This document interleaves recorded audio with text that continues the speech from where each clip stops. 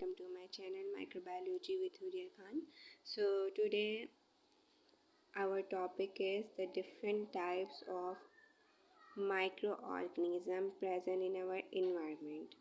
So आज जो हम डिस्कस करने वाले हैं वो डिफरेंट और माइक्रो ऑर्गेनिज़म्स के बारे में पढ़ने वाले हैं। Viruses, bacteria, fungi. मतलब कि पिछली वीडियोस में मैंने आपको इन्वायरमेंटल माइक्रोबायोलॉजी का इंट्रो दिया, मॉडर्न इन्वायरमेंटल माइक्रोबायोलॉजी के बारे में बताया। तो आज जो मैंने स्लाइड प्रिपेयर की हैं आप लोगों के लिए वो इन माइक्रो ऑर्गेनिज़म्स के बारे में होगी। तो चलें बिना टाइम वेस्ट किए हम अपनी लेक्चर को स्टार्ट करते हैं। वीडियो शुरू करने से पहले, लेक्चर स्टार्ट करने से पहले मैं आपको ये ज़रूर कहना चाहूँगी कि आप लोगों को अगर मेरा किसी भी लेक्चर समझने में या कुछ भी चीज़ में डिफ़िकल्टी होती है so please you can ask me in my comment box. I always waiting for your questions. मतलब आपके क्वेश्चंस का मैं वेट कर रही होती हूँ कि आप मेरा जो है क्वेश्चंस करेंगे, मैं उसको आंसर करूँगी, क्योंकि मुझे अच्छा लगता है कि अगर मेरे स्टूडेंट्स मुझसे क्वेश्चनिंग करें। तो मैं इन जो भी मेहनत करती हूँ सिर्फ इसलिए करती हूँ ताकि आप लोगों को वो चीज़ समझ आए। तो अगर वो चीज़ आपको समझ नहीं आ रही है तो प्लीज़ आप मुझे बताएं, प्लीज़ टेल मी कि आपको जो है क्या प्रॉब्लम है। तो मैं जो है इंशाल्लाह वो नेक्स्ट टाइम करेक्ट ज़रूर करूँगी। चलिए स्टार्ट करते हैं अपना लेक्चर। तो पहला जो है वो है वायरसेस। ठीक है, सो वायरसेस के बारे में आप लोग को ऐसी आइडिया है कि वायरस होता क्या है। तो आज इसको हम थोड़ा सा इसका इंट्रो भी ले लेते हैं कि वायरसेस होते क्या हैं। तो इंट्रोडक्शन टू वायरसेस में सबसे पहले आ जाता है कि वाटर वायरस। ठीक है, वाटर वायरसेस लिविंग और नॉट यानी कि नॉन लिविंग वायरसेस, एसेलुलर एजेंट्स और entities what happen when outside the host. ठीक है, अगर वो आउटसाइड द होस्ट होगा तो वो क्या करेगा, कोज इन्फेक्शन एंड डिजीज़ ऑलवेज। हमेशा वो क्या करता है, इन्फेक्शन कोज करता है या कोई भी डिजीज़ को वो कोज करवाएगा। ठीक है, तो हम आगे वाली स्लाइड्स में देखते हैं, थोड़ा सा आगे देखते हैं। तो इसमें क्या है, ऑब्लिगेट इंटरसेलुलर पैरासाइट। ठीक है, अब इसमें यस और नो इसलिए दिया हुआ है। और दूसरा क्या है, can be seen with ordinary microscope, क्या हम उसे ऑर्डिनरी माइक्रोस्कोप से देख सकते हैं। तो पहली बात मैं एक चीज़ आपको क्लियर कर दूं, हमेशा virus inside the host grow करता है। मतलब उसको कोई ना कोई होस्ट चाहिए अपने आप को ग्रो करवाने के लिए। ठीक है, और वो हमें ऑर्डिनरी माइक्रोस्कोप्स के नहीं दिखता, हमें उसके लिए इलेक्ट्रॉन माइक्रोस्कोप यूज़ करना पड़ता है। जिस तरह हम बैक्टीरिया को देखते हैं उस तरह हम इसको कंपाउंड माइक्रोस्कोप से या सिंपल माइक्रोस्कोप से सीन नहीं कर सकते। ठीक है, हमारे पास जो है वो इलेक्ट्रॉन माइक्रोस्कोप होना चाहिए। अब हम बात कर लेते हैं होस्ट ऑफ वायरसेस। अब वायरस के होस्ट कौन कौन से हो सकते हैं। All living organism are infected by viruses. अब कौन कौन से लिविंग ऑर्गेनिज्म इसमें आ जाते हैं, एनिमल वायरसेस हो जाता है, ह्यूमन वायरसेस, प्लांट वायरसेस। ठीक है, बैक्टीरियल वायरसेस यानी कि बैक्टीरियोफेजेस, जो कि बैक्टीरिया को इन्फेक्ट करते हैं, वायरसेस उनको हम बैक्टीरियोफेजेस कहते हैं। इंसेक्ट्स वायरसेस जिनको हम एंटोमो वायरसेस भी कहते हैं। एल्गल वायरसेस जिसको हम फाइको वायरसेस भी कहते हैं। फंगल वायरसेस जिसको हम फोरो वायरसेस भी कहते हैं। तो ये सारे वो वायरसेस हैं जो कि लिविंग ऑर्गेनिज्म को नुकसान पहुंचाते हैं। अब वायरस क्या होता है, व्हाट इज़ वायरस, तो वो हम देख लेते हैं यहाँ पर। In biological sense virus is, हम यहाँ से कंटिन्यू है, एनी ए सेलुलर एंटिटी, मतलब नॉट ऑर्गेनिज्म, जो ऑर्गेनिज्म नहीं हो। ठीक है, और इसके बाद सॉरी थोड़ी सी स्लाइड थोड़ी जल्दी निकल गई है, मैंने आपको इसको ठीक से एक्सप्लेन नहीं किया, आप कर देती हूँ। Any A cellular entity not organism having nucleic acid. ठीक है, न्यूक्लिक एसिड मतलब कौन सा हो सकता है, डीएनए भी हो सकता है, आरएनए भी हो सकता है, लेकिन दोनों एक साथ नहीं होंगे। Surrounded by capsid protein and has capability to cause infection in living cells और ऑर्गेनिज्म इज कॉल्ड वायरस। अब आपको बहुत ही सिंपल और आसान मैंने डेफिनेशन आपको बताई है कि वायरसेस जो है वो क्या होते हैं। वायरसेस वो होते हैं जो कि किसी भी लिविंग ऑर्गेनिज्म में कोई ना कोई इन्फेक्शन या फिर कोई ना कोई बीमारी कॉज करवाते हैं। और या तो वो डीएनए वायरस होगा या आरएनए वायरस होगा, कभी भी दोनों एक साथ नहीं होते। और इनको क्या कहते हैं हम, ये कोई ऑर्गेनिज्म नहीं होते हैं, बल्कि ये क्या होते हैं, ये इनके पास एक न्यूक्लिक एसिड होता है, इनके पास जो है मतलब पूरा इनका जो डीएनए या आरएनए है वो सराउंड किससे होता है, कैप्साइड प्रोटीन से, जो किसी भी होस्ट के अंदर जाके उसको इन्फेक्ट कर देती हैं। ठीक है, हम इसे ऑर्गेनिज्म क्यों कंसीडर नहीं करते, क्योंकि ये खुद से ग्रो नहीं करता, मतलब ये हमेशा इनसाइड द होस्ट सेल जो है वो ग्रो करेगा, उसके अंदर जाकर अपनी मल्टीप्लिकेशन करना स्टार्ट कर देगा, अपना डीएनए इंजेक्ट करेगा और अपनी कॉपीज बनाना स्टार्ट कर देगा।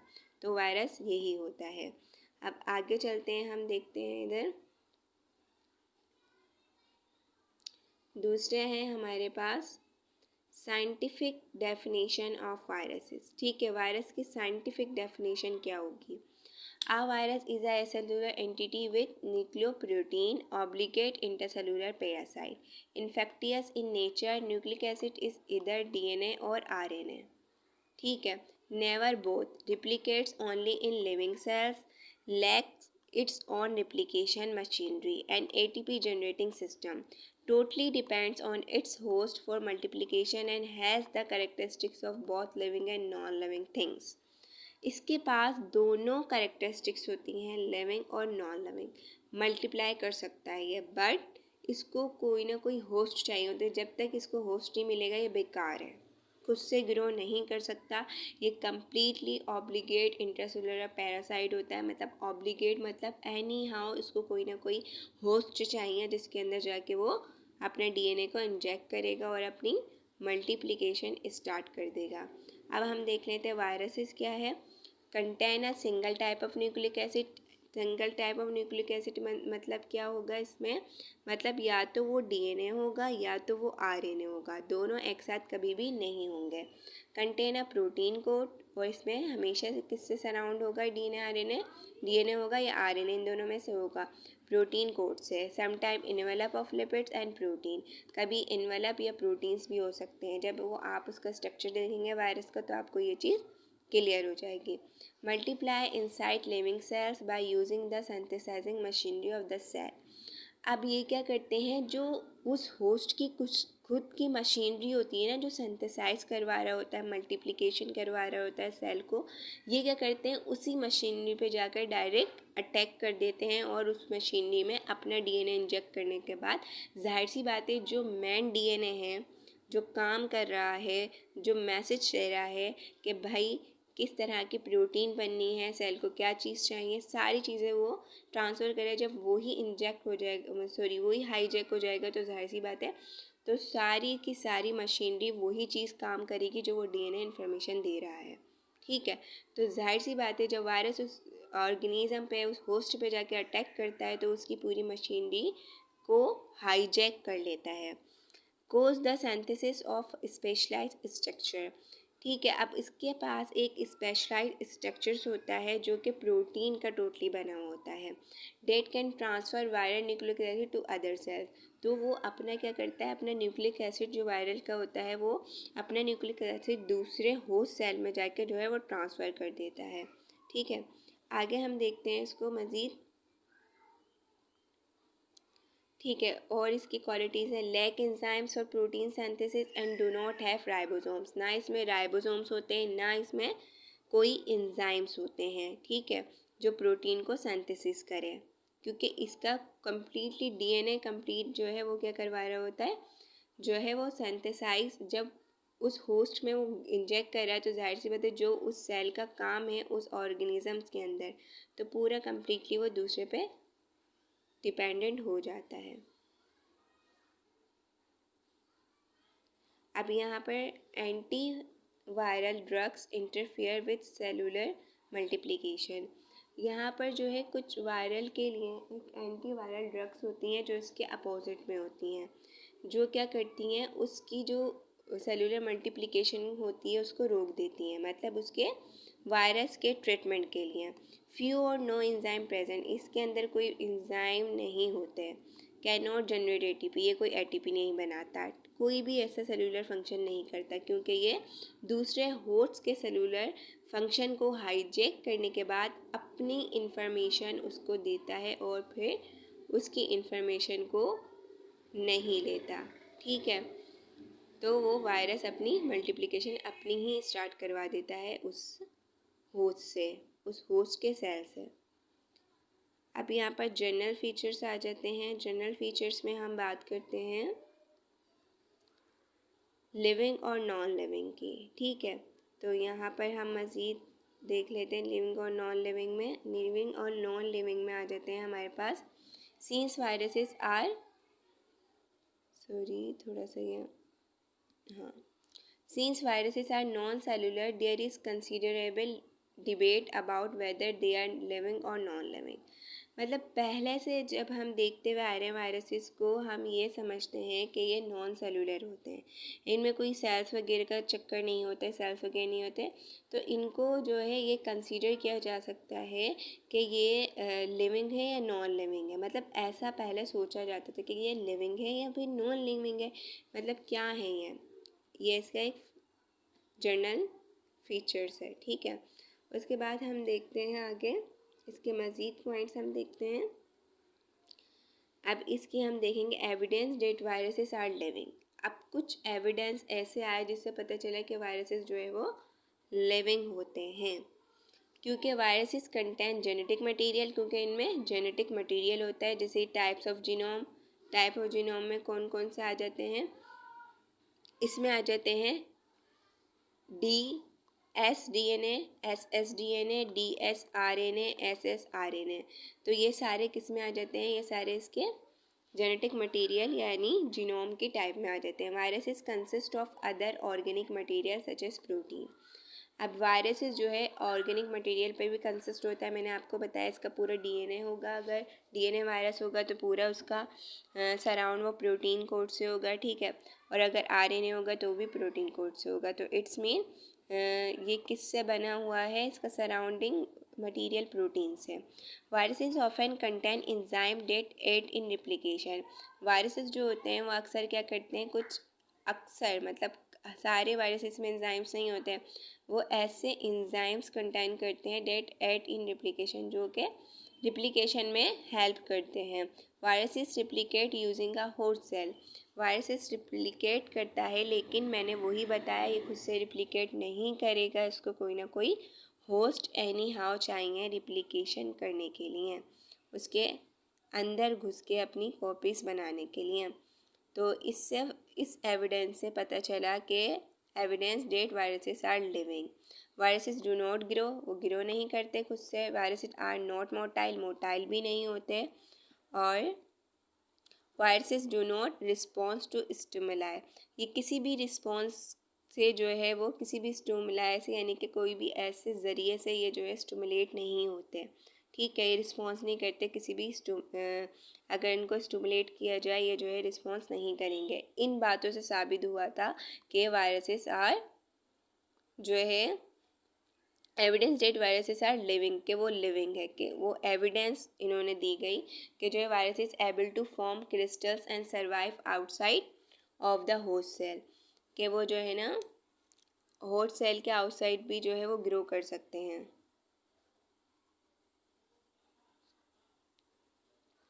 Viruses are unable to replicate without the host cell. Viruses have no metabolic activity. इनकी कोई खुद की मेटाबॉलिक एक्टिविटी नहीं होती, बल्कि इनको कोई ना कोई होस्ट चाहिए होता है अपनी मेटाबॉलिक एक्टिविटी को करने के लिए।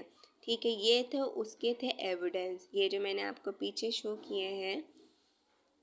ठीक है, यहाँ पर मेरे आपको स्क्रीन पर शो हो रहे होंगे कुछ एविडेंस इसके जनरल फीचर्स में। ठीक है, कि evidence that viruses are living होते हैं, इनमें ये सारे मैंने आपको एविडेंस दे दिए थे।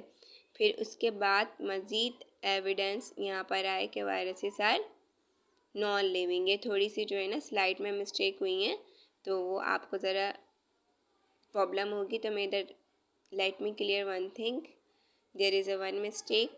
देखें यहाँ पर evidence that viruses are living, ये ठीक है, बट आगे वाली स्लाइड्स में मैंने ऊपर थोड़ी मिस्टेक की है। वो क्या कि यहाँ पर आना चाहिए था evidence that viruses are non living, तो नॉन लिविंग की ये सारी आई थी। ठीक है, करेक्टरिस्टिक के वायरसेस जो है वो ग्रो नहीं करते, वायरसेस नॉन मोटाइल होते हैं, वो किसी भी स्टिमुली से जो है वो रिस्पॉन्ड नहीं कर पाते, और जो है वो अनएबल होते हैं, virus are able to form को क्रिस्टल भी बनाते हैं, और आउटसाइड वो सर्वाइव भी नहीं करते उस सेल के। वायरसेस जो है वो रिप्लिकेट भी नहीं करते विदाउट होस्ट सेल, और ना ही उनकी कोई मेटाबॉलिक एक्टिविटी होती है। तो इन बातों से साबित हुआ कि ये नॉन लिविंग है। और किन बातों से साबित हुआ ये लिविंग है वो मैं already I already told you कि कौन सी वो चीज़ें थी जो क्या बताती हैं कि ये नॉन लिविंग है, ओ सॉरी लिविंग है। तो ये दोनों एविडेंस में साबित किया, इसलिए अभी तक ये नहीं कहा गया है कि कम्प्लीटली लिविंग है या फिर नॉन लिविंग है। अब इसकी कैरेक्टरिस्टिक्स भी देख लेते हैं। वायरसेस आर सिंपल एसेलुलर एंड सब microscopic entities not organism. Viruses जो है वो एक सिंपल है, ठीक है, एसेलुलर है और सब माइक्रोस्कोपिक, मतलब कि कोई ऑर्गेनिज्म नहीं है। ठीक है, इसको कोई ऑर्गेनिज्म कंसिडर नहीं किया जाता। Majority of the viruses have two component, जो मेजॉरिटी होती है वायरसेस में दो कंपोनेंट होता है, कैप्साइड प्रोटीन और न्यूक्लिक एसिड। अब न्यूक्लिक एसिड किसका बना होगा, या तो वो डीएनए होगा या तो फिर वो आरएनए होगा। Some viruses also have lipids and enzyme, कुछ ऐसे भी होते हैं जिनमें लिपिड और एंजाइम्स पाए जाते हैं वायरसेस में।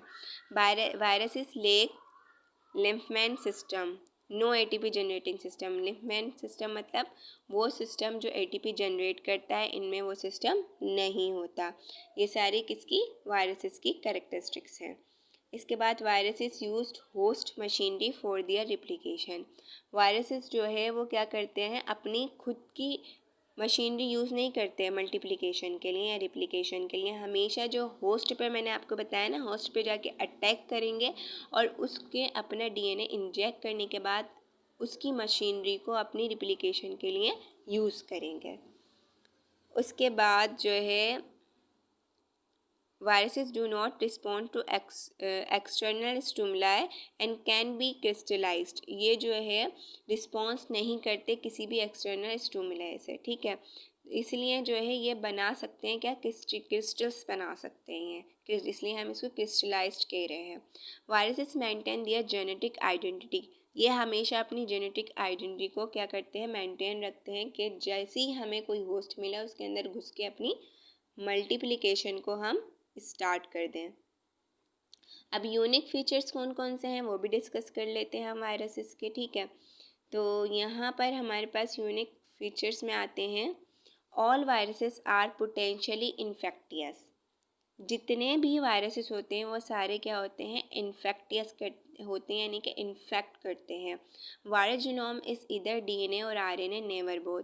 वायरल जीनोम तो या तो डीएनए हो सकता है या तो आरएनए हो सकता है, कभी भी दोनों एक साथ नहीं होंगे। Virus replicates only in living sales, ये सिर्फ और सिर्फ लिविंग सेल्स में ही ग्रो करेगा, रिप्लिकेशन करेगा अपनी। Viral components are synthesized and then are assembled, वो क्या होंगे, उस मशीनरी के बाद अटैक करने के बाद सिंथेसाइज भी होंगे और उसमें अपनी मल्टी रिप्लिकेशन भी स्टार्ट कर देंगे। इनमें कोई भी जो है बाइनरी फिजन्स नहीं होती, ये मल्टीप्लाई इनमें जो है नो बाइनरी फिजन, मल्टीप्लिकेशन और रिप्रोडक्शन, ना ही इनमें बाइनरी फिजन होती है, ना मल्टीप्लिकेशन होती है, ना रिप्रोडक्शन होती है, बल्कि ये रिप्लिकेट करता है अपनी होस्ट की मशीनरी को यूज़ करके। Viruses do not carry ribosomes and other organelle, इसमें कोई राइबोसोम्स या दूसरे ऑर्गेनल्स नहीं होते जिस तरह बैक्टीरिया या फिर दूसरे माइक्रो ऑर्गेनिजम्स में होते हैं। इसके बाद हम जो है डिस्कस करते हैं वायरोड्स। ठीक है, वायरोड्स क्या आते हैं ये भी आप देख लें। समटाइम हम समझते हैं वायरस और वायरोड सेम ही है, तो अब हम देखते हैं कि ये होते क्या हैं। ये होते हैं naked sRNA molecule, no capsid protein. ठीक है, ये क्या होते हैं, नेक्ट मतलब यानी कि sRNA मॉलिक्यूल जिनमें कोई कैप्साइड प्रोटीन नहीं होता। ठीक है, ये वो नेक्ट होते हैं। दे आर नॉट वायरसेस, इनको हम वायरसेस कंसीडर नहीं करते। 1 to 10 of the size of the smallest virus, 300 to 400 nucleotides long, इनमें इतनी न्यूक्लियोटाइड्स लॉन्ग होती हैं और 1 to 10 जो है इनका साइज़ होता है, यानी कि बहुत ही स्मॉल साइज़ होता है। Known to cause serious disease in plants, ये सीरियस डिजीज़ जो है प्लांट के अंदर जो है कोज करवाते हैं। और इनके एग्जाम्पल्स में कौन कौन से आ जाते हैं वो भी मैं आपको बता देती हूँ, ठीक है। इनके एग्जाम्पल्स में आ जाते हैं पोटैटो स्पेंडल ट्यूबर डिजीज़, जो कि पोटैटो को ख़राब करती है। सिट्रस एक्जोकार्टस, जो कि सिट्रस के जो है ट्री को ख़राब करेगी। कैरिनेशन स्टोन डिजीज़, जो कि कैरिनेशन स्टोन मतलब जो इसका होगा, मतलब कि प्लांट ही है, ये प्लांट का नाम है, जो कैक्टस टाइप होता है ना उसका नाम है। तो ये क्या करेगी, कैरिनेशन स्टोन डिजीज़, ये उसको इन्फेक्ट करेगी, ठीक है। तो ये वायरोड्स जो होते हैं वो ज़्यादातर प्लांट डिजीज़ को कॉज करवाते हैं। अब पायरोन्स की बात कर लेते हैं। पायरोन्स क्या होते हैं, पायरोन्स जो होते हैं वो प्रोटीन इन नेचर होते हैं, that's why they are called pyrions because they have the nature of protein. And virons, why we called the name of virons, because they have the some qualities of viruses, okay. So इसी तरह ये इसमें क्या बताने, protein in nature associated with nervous tissues, nervous tissues को उससे associate होता है। Cause disease in animal and human beings not in plant, ये प्लांट में डिजीज़ कोज नहीं करवाएगा बल्कि ये एनिमल और ह्यूमन में डिजीज़ कोज करवाता है। अब कौन कौन सी डिजीज़ हैं वो भी आप देख लेते हैं। कोरो डिजीज़, ठीक है, कोड़ का मर्ज हो जाता है कोरो डिजीज़। और सेप्राई डिजीज़ ऑफ शिप, जो कि शिप के अंदर होती है, ठीक है। मैड काउ डिजीज़, जो कि किसके अंदर होगी, ये भी मैड काउ डिजीज़ किस में होती है, काउ में होती है। कोरो डिजीज़ ये ह्यूमन बींग्स में भी हो सकती है, बाकी सेकंड वाली शिप में होती है। तो ये सबके एग्जाम्पल्स आपके पास पायरॉन्स के भी आ गए। So you can easily differentiate between the prions, virions and viruses.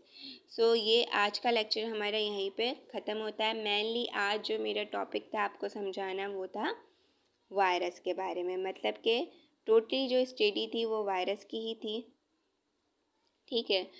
तो वायरस आज हमने बेसिकली वायरोलॉजी के बारे में पढ़ा है, तो इस टॉपिक का नाम भी वायरोलॉजी ही होता है।